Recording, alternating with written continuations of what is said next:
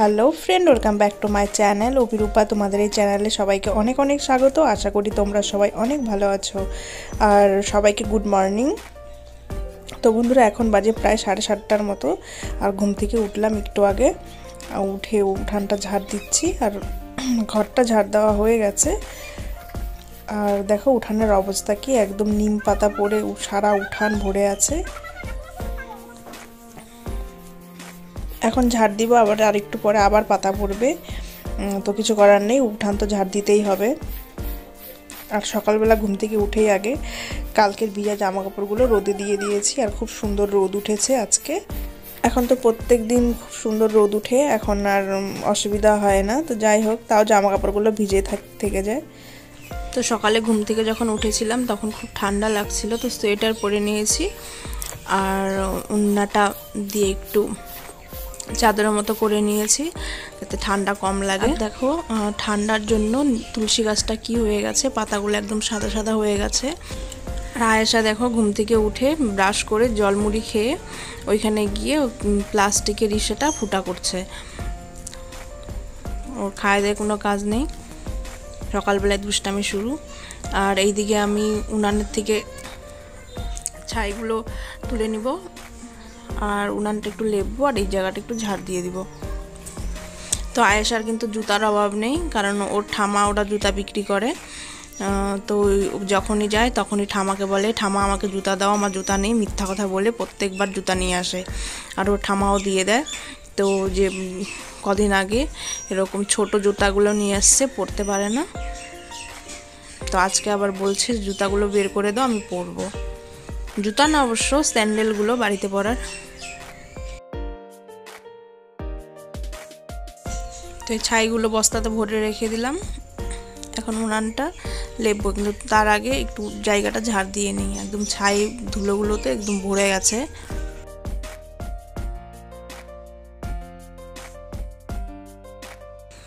তো প্রত্যেক দিন সাবানের রিসেটা উপরে উঠায় রাখি, কিন্তু দুদিন ধরে উঠাচ্ছি না। দেখি আজকে দেখি যে গায়ে মাখা সাবানটা চিকাতে নিয়ে গেছে। তো এখন ঘরের পেছনটা ঝাড় দিয়ে নিচ্ছি। আর আমার ছোট ঝাড়ু দিয়ে ঝাড় দিতে খুব অসুবিধা হয়, যার কারণে বড় ঝাড়ুটাই নিয়েছি। আর এইদিকে যত নোংরাগুলো আছে পাতা টাতা সব আমি বস্তাতে ভরে রাখি। পরে যখন একটু বেশি হয় তখন গিয়ে রাস্তার ওই পাশে ড্রেনে ফেলে দিয়ে আসি।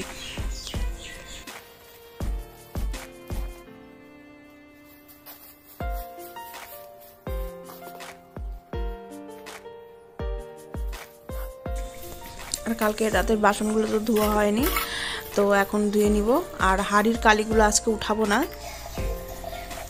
কারণ আজকে আর বেশি টাইম নেই, আর উঠাতে গেলে অনেকটা দেরি হয়ে যাবে। তো এমনি একটু মেজে রেখে দিচ্ছি।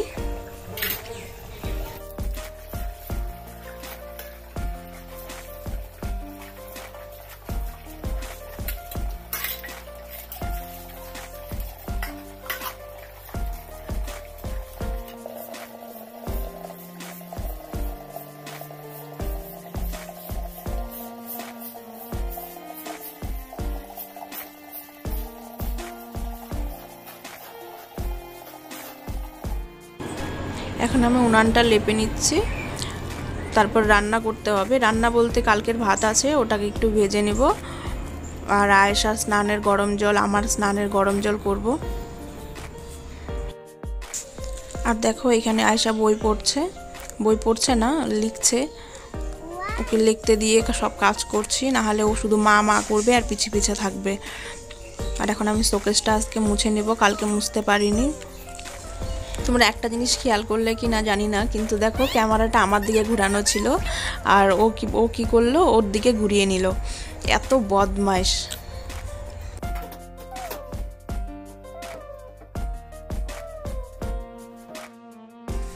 আর এইদিকে দেখো আমি ঘরটা সুন্দর করে মুছে নিয়েছি। আর রান্নাঘর আর বারান্দা আজকেও মুছে নিই। আর আয়েশার দেখো লেখা কমপ্লিট। তো দেখো বিস্কুট নিয়ে চলে এসেছি, আর দুজনের জন্য চা। আর আমার চাটা অনেক বেশি ছিল, তো একটু গ্লাসে কমিয়ে রাখলাম, কারণ অত চা খাবো না। তো এখানে আটাগুলো নিয়ে নিয়েছিলাম, ভাবছিলাম আটা দিয়ে আয়েশা কালকে রাত্রে খুব বায়না করছিল যে লুচি পুরি খাবে। তো তেল ছিল না বলে কালকে আর বানিয়ে দেইনি। তো সকালবেলা গিয়ে তেল নিয়ে আসছি, আর সকালবেলা সব কাজ হয়ে গেছে। এখন ভেবেছিলাম লুচি পুরি বানাবো। কালকে রাত্রে আয়েশা খুব বায়না করছিল যে মা লুচি পুরি খাবো, লুচি পুরি খাবো। ওর বাবাকেও ফোন করে বলছে যে মা আমাকে মারছে, আমাকে লুচি পুরি বানিয়ে দিচ্ছে না, আমার কথা শুনে না। ওর বাবাকে ফোন করে এরকম বলেছে, আর ও নিজে ফোন করেছে, আমি কিন্তু করিনি। তো এরকম বলেছে। তো সকালবেলা গিয়ে তেল নিয়ে আসছি। কালকে রাত্রে তেল ছিল না বলে ওকে বানিয়ে দিতে পারিনি। আর ঘরে আটা আছে, তো ভাবলাম যে আটা দিয়ে ওকে লুচি পুরি বানিয়ে দিব। তো আর সাথে এখন দুধ পাউডার নিয়ে আসছিলাম। তেল যখন আনতে গিয়েছিলাম দুধ পাউডার, বিস্কুট, তো ওগুলো খেয়েছি। এখন আর ইচ্ছা করছে না যে লুচি পুরি ওকে বানিয়ে দিই। আর ওকে জিজ্ঞাসা করলাম যে রাতে বানিয়ে দিলে হবে, তো ও বলছে হ্যাঁ হবে। তো কালকের ভাত আছে অনেকগুলো, তো ওগুলা একটু গরম করে আমি আর আয়েশা খেয়ে নিব, আর আয়েশাকে স্কুলে দিয়ে আসবো। আর আমাকেও একটু আয়েশার স্কুলে যেতে হবে আজকে, ওর বড়দা ভাইয়ের সাথে কথা বলতে। কারণ ওকে যে নতুন স্কুলে অ্যাডমিশন করাতে গিয়েছিলাম, ভেবেছিলাম করাবো, তো ওইখানে ওর লিস্টে ওর নাম আসেনি। তো জানি না কোন কারণে আসেনি, কিন্তু ওকে আমাদের সামনেই কোশ্চেন করেছে। তো ও অ্যান্সার দিতে পেরেছে, হয়তো 2-3টা দিতে পারলো না। তো যাই হোক, তার জন্য যদি লিস্টে নাম না আসে তাহলে তার কিছু করার নেই। তো ও তো সেম স্কুলে পড়ে, এখানে একই স্কুল, তো ওইটাই কোনো কিছু হবে না হয়তো। তো গিয়ে বড়দা ভাইকে বলতে হবে যে ওখানে লিস্টে নাম আসেনি, তো আপনি একটু কথা বলে যদি ঢুকিয়ে দিতে পারেন স্কুলে, তো তাই করতে হবে। তো যাবো ওদের স্কুলে। তো ঠিক আছে বন্ধুরা, আমাদের ব্লগটি দেখতে থাকো। দেখো কালকের অনেক ভাত বেঁচে গেছে, আর একা খাই তো আমি না ঠিক বুঝতে পারি না যে কতটা চাল নেব। আর দেখো এদিকে আয়েশার স্কুলে চলে আসছিলাম, তো কাজ হয়ে গেছে, এখন বাড়ি চলে যাচ্ছি। খুব রোদ উঠেছে, আর ছাতাও আনতে ভুলে গেছি।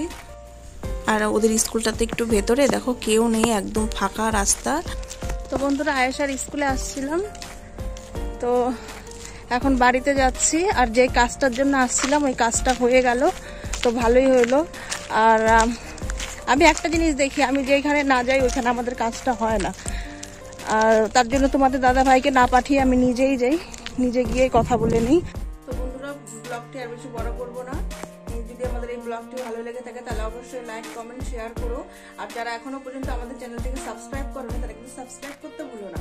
আর যারা ফেসবুক থেকে দেখছো তারা ফলো করো। তো ভালো থেকো বন্ধুরা, সুস্থ থেকো।